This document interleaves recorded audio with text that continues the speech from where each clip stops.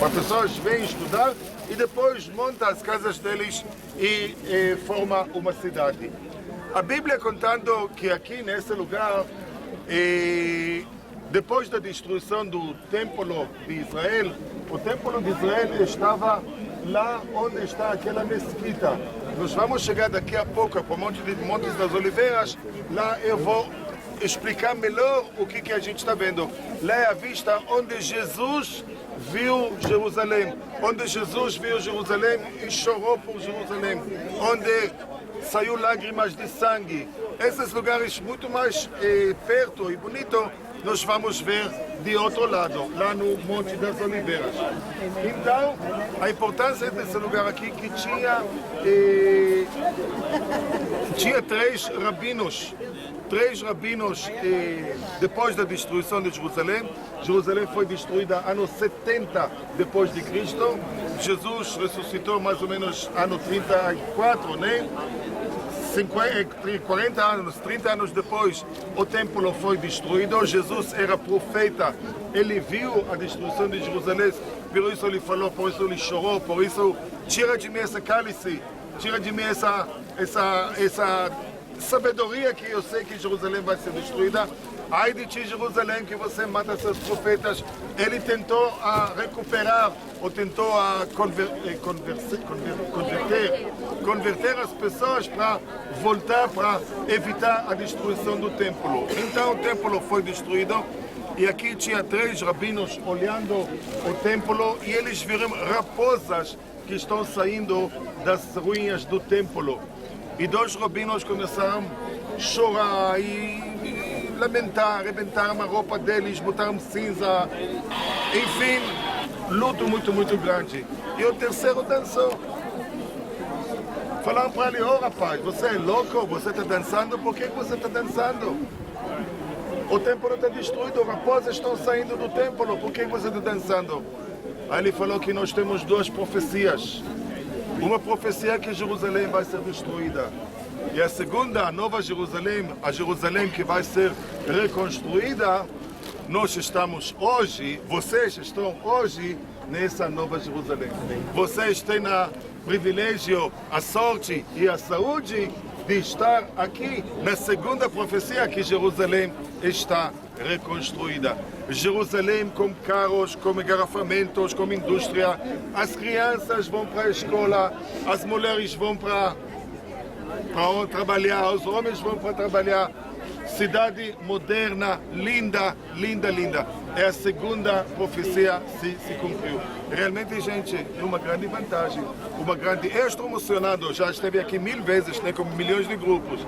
A emoção é grande, que a profecia está verdadeira. A profecia, e outra vez, não é telenovela do Globo. E olha aqui, faculdade, hospital, lugares sagrados, ponte, está vendo aquele lá longe, tem um ponte que tem lá no São Paulo também, em Barcelona, cidade mais moderna do mundo. Depois vou falar mais detalhes, os tamanhos de quantas pessoas e tal. Mas veja como essa cidade é maravilha. Para vocês anotar, olha lá, outro lado, tem uma construção, está vendo ao lado daquela antena, tem uma mesquita, bem longe na montanha, longe, onde se encontra com o céu. Está vendo? Lá é uma mesquita, ou é o túmulo do profeta Samuel.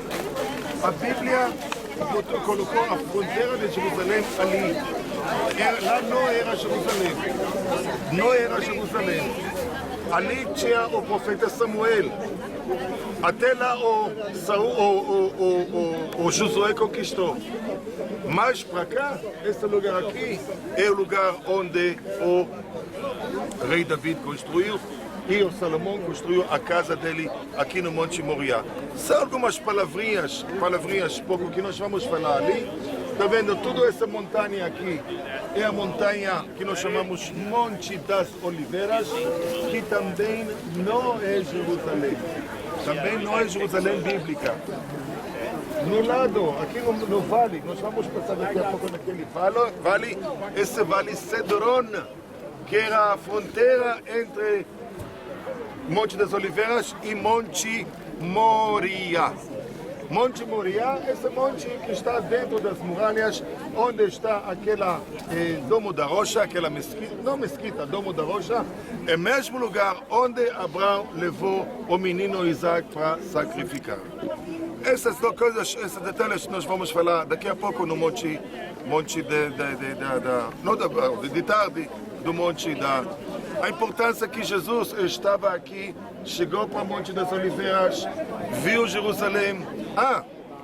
Bom, então, eu falei que aqui não é Jerusalém. Aqui não é Jerusalém.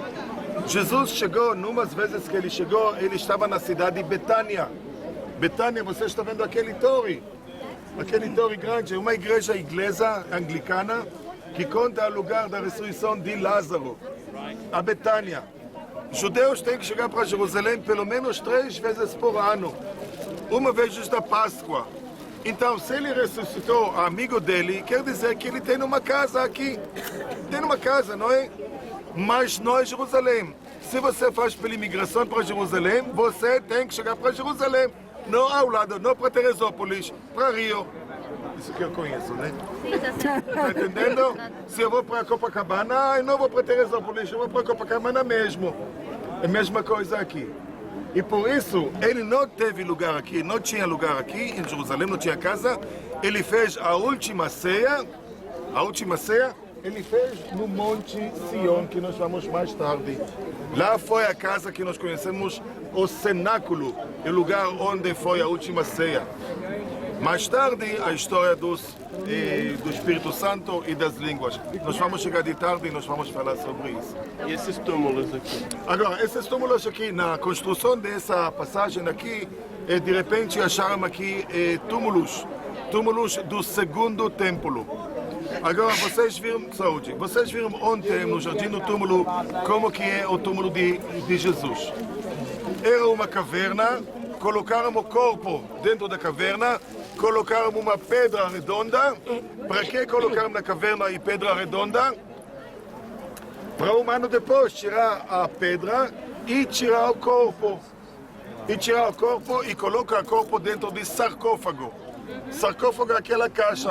E a sarcófago vocês colocam em qualquer lugar, principalmente no Monte das Oliveiras, que não era Jerusalém, fora da cidade. O túmulo também está fora da cidade. Então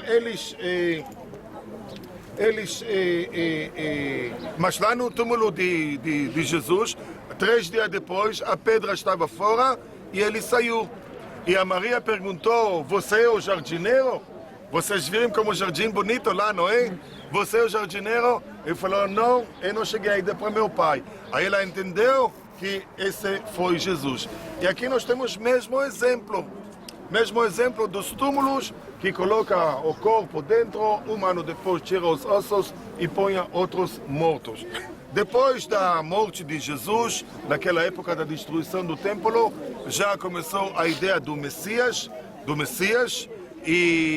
judeu, né? E já enterraram as pessoas dentro da terra. Por quê? Para quando o Messias vai chegar, quando ele vai aparecer, os mortos vão se ressuscitar. Agora o Messias, nosso Messias judeu, vai chegar daqui a 5 minutos. Isso é a nossa fé. Isso é a nossa fé, a fé dos judeus, já vocês também. Vocês não querem ver o Messias chegando agora mesmo? Nossos dias? Então... Vai ressuscitar. Não. Vai na faixa de Gaza se ele está com nós. Ele está com nós, como os milagres que acontecem lá, que pessoas não morrem. Mas está certo, está ainda. Claro, Deus está dentro de nós sempre, de noite, de dia, sem dúvida nenhuma. Senão não estou duvidando de jeito nenhum. Nós temos a mesma fé.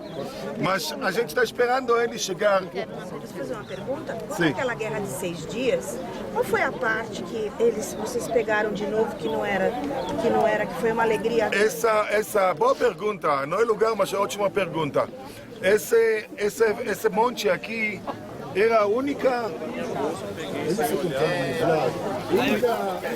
ilha israelense em tudo árabe. A única coisa que era judia era aquela parte que nós andamos ontem na sinagoga, que nós fomos ontem, e mais uma parte desse lado aqui. Não tinha nada desses bairros aqui. Uma cidade... árabe. Não, vazio. Vazio. Nós vamos passar e vou mostrar a vocês. Ontem alguém me perguntou do ônibus onde tinha a fronteira. Onde está aquele senhor? O senhor me perguntou onde está a fronteira. Eu mostrei onde está a fronteira. Eu vou mostrar novamente. Bem na frente do hotel. Bem na frente do hotel. Metade do hotel, nosso hotel era jordaniano, metade do hotel era... Mas não existia esse hotel desde 2000 apenas, desde o ano 2000. Mas ali estava a fronteira. E aqui, ao lado muçulmano, vazio, querida. Vazio. Sabe que isso é vazio? Sabe que isso é vazio? Deserto. A única coisa que tinha só dentro das muralhas e um pouco em volta. Muito pouco. Tudo que você está vendo, todo esse desenvolvimento palestino ou árabe, desde 1967. Moshe, Sim. então a Jordânia vinha até aqui? Meu livro inteiro. Sim, a Jordânia estava na muralhas, outro lado da muralhas. Coisa mais linda, coisa mais Eu estava morando num bairro não muito longe ali. Estava morando. Minha escola estava no outro lado. Eu devia passar pela Fronteira. pela muralhas, na frente das muralhas. E não sempre, mas os jordanianos estavam atirando. E o ônibus devia fazer uma volta. E eu cheguei tarde para a escola. Aí eu falei para o professor, ele me puxou a orelha, até hoje está me doendo, puxou a orelha. Eu não sei se não tenho tonton, aquilo por causa dele, que ele apertou muito forte, porque você está mentindo. Mas eu não estou mentindo, ônibus por causa. Depois, no rádio, eles falaram que os jordanianos nos tiraram. Ele não pediu perdão. E meia hora você fazia. Tudo isso aqui é a profecia que Jerusalém... Exatamente. E a vitória que foi Jerusalém- maravilhosa, A amor de vitória é Deus. maravilhosa do mundo todo. Foi milagrosa. Exatamente. Do que nós estamos vendo aqui agora e que nós ouvimos da parte de Moisés. É nós nos lembrarmos, em primeiro lugar, de que a palavra de Deus nunca falha. Amém. Nunca falha. O que nós estamos vendo aqui e ouvindo da parte do Moisés é a fidelidade de Deus no cumprimento do projeto pré-estabelecido por Ele. Isso não é um acontecimento histórico qualquer. Nosso Deus é o Senhor da história. O destino da história da humanidade, dos céus e da terra, está nas mãos do Senhor nosso Deus. Jerusalém, como nós vemos hoje, resume o sucesso do fracasso. Ficou no campo. O sucesso do fracasso. Mostra como nós não conseguimos e não podemos fazer nada. Mas que quando nós nos escondemos no plano de Deus, o projeto de Deus acontece em nossa vida. Amém. Eu tenho que me lembrar do Éden. Olhando Jerusalém, eu tenho que me lembrar do Éden. Todo o projeto de Deus para o homem na criação, que pareceu fracassado, falido, quando o homem pecou. Aí o Senhor faz uma promessa. Promessa de que da semente da mulher haveria um que viria e esmagaria a cabeça da serpente, que levou o homem ao pecado. Adão é colocado para fora do Éden. A gente não sabe exatamente onde é o Éden, mas parece-me que era na região do Iraque hoje, né? A indicação de que seria ali. O Senhor coloca o homem para fora do Éden, fracassado.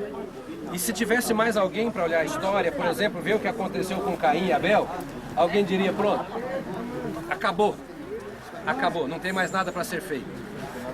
Mas Deus vai trabalhando para a restauração daquele povo.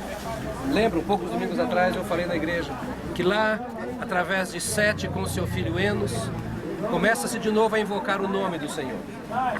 Havia um remanescente que falava do Senhor.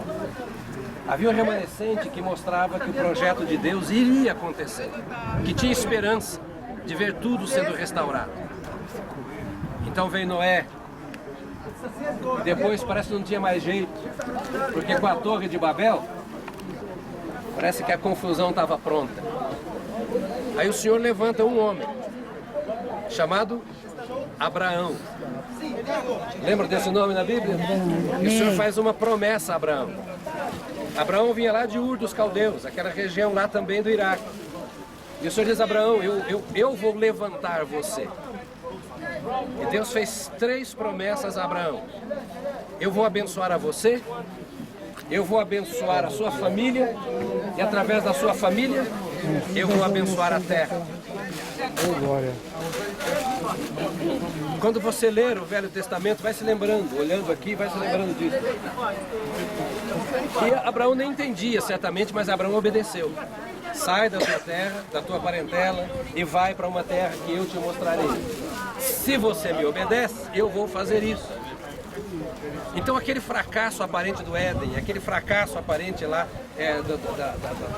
de Noé, com toda a sua geração, agora Deus começa a trazer uma nova esperança. Vai pensando na sua família.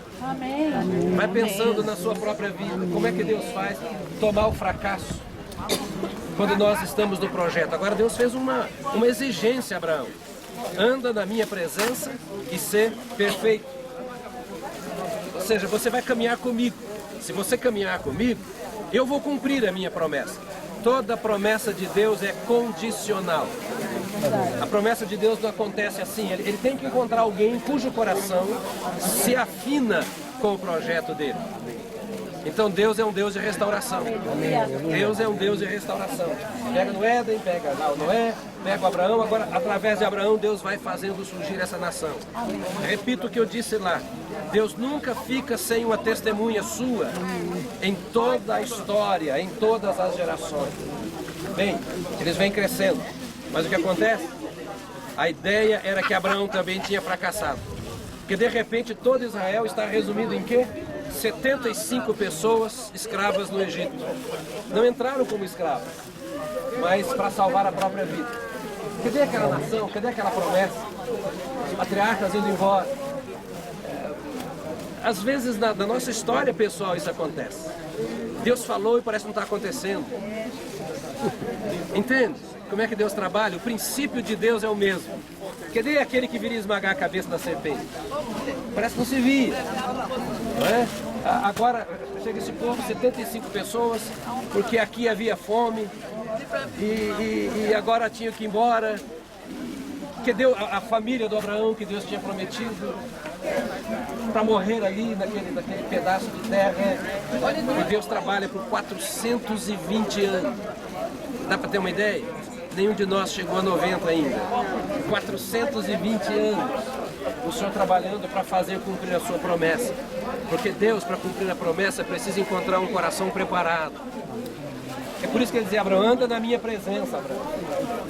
Porque senão a história vai passar. A minha história, a sua história, a história da família vai passar se nós não ouvirmos a Deus, se nós não percebemos o que Deus tem para a nossa vida. Mas se nós deixarmos Deus operar, Ele vai fazer a mesma coisa. Abraão sai lá da sua terra, diz a Bíblia, ele vai em busca do cumprimento da promessa, num terreno qualquer lá, depois talvez o Moshe vai falar sobre isso. Ele resolve fazer ali 2 coisas. A Bíblia diz que ele levanta um altar ao Senhor que aparecera e constrói uma tenda. A tenda falava assim, todo mundo que viu Abraão dizia assim, olha, esse camarada não vive aqui, ele está passando por aqui, ele é um peregrino. Ele vive em tenda, porque ele estava indo em busca da promessa. Entende o que é a Nova Jerusalém? Entende o que é o Senhor Jesus voltar? Ele está dizendo assim, nós também vivemos em tenda. Somos peregrinos, somos passageiros aqui. Essa descendência de Abraão pela fé é uma descendência que passa pela fé. Agora, havia um altar, que era o local dele de adoração, de invocação do Senhor. É sinal de que ele, de fato, estava esperando o cumprimento de uma promessa. Ele não podia visualizar isso aqui fora da realidade para ele. Mas ele sabia que Deus ia fazer uma coisa muito grande que ele não entendia. Deus vai mostrando as coisas aos poucos, percebe? Bem, ele continua a sua marcha, desce lá para o Egito, lembra da história? Porque havia fome na terra. havia fome na terra, e Deus levou para o Egito, porque todo mundo ia para lá. Todo mundo passava por Abraão e falava, vamos embora para o Egito, nós vamos, aqui, quem ficar aqui vai morrer de fome, esse lugar é deserto, os nossos vizinhos estão morrendo. E ele foi na voz da adversidade. Seguir a voz da adversidade é entrar no caminho do fracasso. A Bíblia diz, está muito claro na palavra de Deus, que aquele que abriga no esconderijo do Altíssimo, a sombra do Onipotente descansará.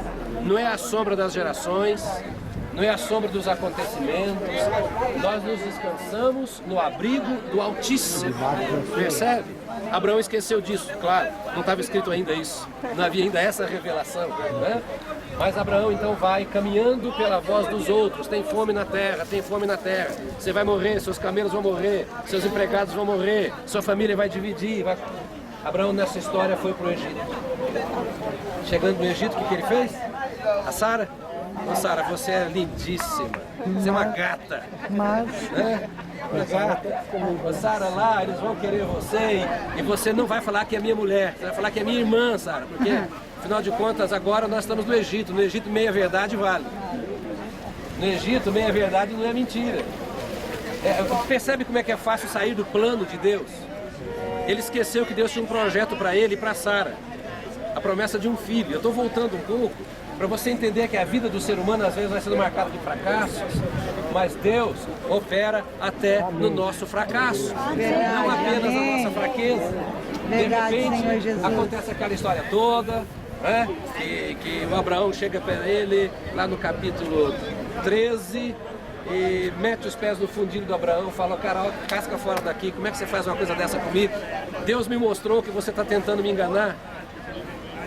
Aí veio o sucesso do fracasso outra vez. O que ele fez? No capítulo 14, no início do Gênesis, diz que Abraão voltou lá para o local onde primeiro ele havia construído o altar. Voltou lá para aquele lugar onde ele havia falado com o Senhor, fez a sua tenda e levantou o altar para adorar o Senhor. Quando Deus falou que ia abençoar a sua família, ele voltou lá para o local do altar. Ali começa uma nova história de Abraão. Porque com certeza quando voltou lá ele disse o que para o Senhor? Senhor, eu errei ter saído daqui. Eu errei ter saído desse lugar. Eu não devia ter saído do altar. Porque eu não ouvi o Senhor mandando eu me mover. Paulo diz que nele nós existimos e nele nós nos movemos. Amém. Por isso Jesus falou, eu sou o caminho. É por aqui que você anda. E eu não devia ter me movido. Então me perdoe. Dá para você ter uma ideia do Abraão curvando ali diante do altar, ou sobre o altar até, e pedindo perdão, tirando poeira, tirando mato, tirando tudo. Eu vou recomeçar a minha vida em busca da promessa do Senhor. E ali de novo ele começa a sua jornada, escreve a sua história, a nação então cresce, vão aqueles 75 para o Egito e, parei aqui, escravos. Parece que de novo fracasso. Queridos, a história do homem, individualmente, da família, das nações, é isso. Parece que sucesso e fracasso. Sucesso e fracasso. Sucesso e fracasso. Mas sabe por quê? Estavam lá no Egito sofrendo? Porque cometeram o mesmo erro que o pai Abraão havia cometido. Deixaram o lugar onde Deus os havia colocado. Porque havia fome. O José estava no Egito. O Jacó resolveu fazer o mesmo que o pai Abraão fez. Foi para o Egito por cobertura do José. Dá para você tirar algumas lições espirituais disso? Nem sempre devemos repetir a história dos nossos pais. Nem sempre devemos repetir a nossa própria história. É um vai e vem terrível. Saiu de novo do caminho do Senhor. Saiu de novo do projeto de Deus. Saiu de novo do plano de Deus estabelecido no Éden. Não há aliança entre Israel e Egito. Não há. A Bíblia diz da história de Israel muitas vezes que eles fracassaram porque confiaram nas armas, nos cavalos do Egito. Mas faremos menção do nome de Jesus, né? Percebe? Então volta lá. Estou terminando já, mas para você, porque a gente tem que ter uma noção bíblica mais ou menos dos fatos espirituais acontecendo, né? Agora, tanto tempo escravo, por ter desobedecido a Deus de novo, como o pai fez. Aí se manifesta de novo um milagre. Outra vez o milagre do Senhor. Agora um grande milagre, porque havia sido um grande fracasso. Não era mais 75 pessoas 400 anos depois. Eram milhões de pessoas. Milhões de pessoas. Talvez 3 milhões de pessoas que vão atravessando o deserto, passo a passo, o Senhor marcando a história de Israel. E dá para você ver na história de Israel, na caminhada, quantos fracassos eles tiveram naquela caminhada de 40 anos. Já os 40 anos foram consequência de um fracasso. Irmãos, nós costumamos aprender, mas é preciso ver isso. É preciso ver. É preciso ver. Que tanto Abraão quanto Israel precisaram voltar. Depois de 400 anos eles vêm, e não dá para continuar a história, senão nós vamos ficar aqui no solzão o tempo todo. Mas ao longo de tantos anos, Deus vem trabalhando, como Moshe ontem falou, período dos juízes, quando não havia rei na terra, quando Deus queria governar, o povo não quis, cada um fazia o que dava no seu nariz, a direção do seu nariz, até o tempo em que o Senhor consolida esse povo na terra, e eles passam a viver um tempo, vamos chamar de paz. Israel nunca teve paz. Paz, paz, paz, foram poucos anos. Eram 20 anos de paz, 7 anos de paz, um período muito de paz. Porque a Bíblia diz que aquele a quem muito se dá, muito se pede. Deus deu muito a Israel. Porque Israel foi levantado como testemunha de Deus entre as nações, para que o povo visse o que Deus estava fazendo em Israel e dissesse: existe Deus em Israel. E quando eles não viam, eles perguntavam: onde está o teu Deus? E foi esta a razão. A nação de Israel devia ser o foco para o qual o mundo deveria se voltar.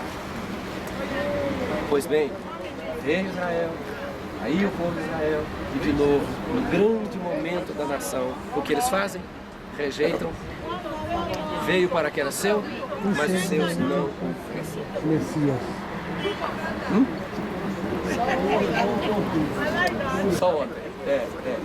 Veio para os seus não receberam. Aí de novo vem a história de uma desgraça na nação de Israel. Uma desgraça. Ali vocês vão ver um sinal da desgraça. No ano 70, quando mulheres grávidas eram partidas ao meio. Você pode imaginar isso? Deus me livre. Os homens atravessados à espada. Os filhos sendo precipitados muro abaixo e arrebentados diante dos próprios pais. As casas incendiadas. O templo destruído e incendiado. O templo era um local de adoração do Senhor. O templo, aqui que você está vendo ali, era o sinal da unidade de Israel. Todo homem tinha que vir para cá pelo menos 3 vezes ao ano para adorar. Percebe? Então, o que estão vendo agora? É um sinal do que Deus está começando a fazer desde o final dos anos 40. Quando a ONU decide reconhecer Israel como nação. E você sabe o privilégio que nós temos nisso? O voto do Oswaldo Aranha. Hã? O voto do Oswaldo Do Aranha. Oswaldo Aranha, um brasileiro. Que foi o voto que decidiu o reconhecimento do Fala Estado para de ele, Israel. brasileiro. Este agora é o marco de que tudo será reconstruído para a volta do Senhor. Amém. Maranata. Dentro de pouco tempo. Não precisa muito. E aqui eu tenho que falar baixo. Quando o monte for reconquistado, o templo reconstruído. E o que eu ouvi de um dos guias, há não muito tempo, é que eles já têm 3 modelos do templo prontos para que um deles seja escolhido nos Estados Unidos. E na tomada do monte, eles têm a possibilidade de reconstruir em 3 dias. Amém, glória a Deus. É Que é verdade. pré-moldado. É É promessa. verdade. Porque é pré-moldado. É verdade. Já está tudo pronto. Este será o sinal último Glória a Deus. de que o Messias está voltando. Amém. Glória a Deus. Então, olhar essas coisas todas e lembrar a maneira como o povo entrava com júbilo em Israel, em Jerusalém, olhando o templo, subindo as escadas e as rampas da estrada que conduzia ao templo, adorando ao Senhor como você vê nos Salmos. O que você vai fazer hoje, chegando lá para ver? Você pode ver como história e como profecia. Você pode dizer, aquele povo cantava no passado, e nós cantaremos não muito depois desses dias, para a entrada, aí sim, na Nova Jerusalém, com a vinda do Messias. Amém. Isso significa, enfim, Deus trabalhando a história do fracasso da humanidade, para que os céus desçam à terra em plenitude, e então haverá novos céus e haverá nova terra. E se Deus cumpriu a sua palavra desde o princípio, Ele continuará a cumprir a sua palavra. Se Ele restaurou no passado, Ele continua restaurando no presente.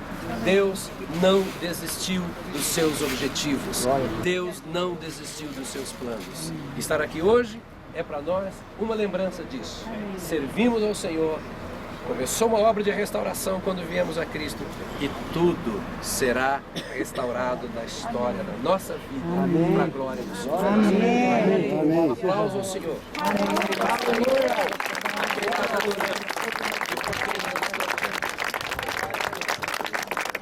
Deus abençoe. Deus abençoe. Deus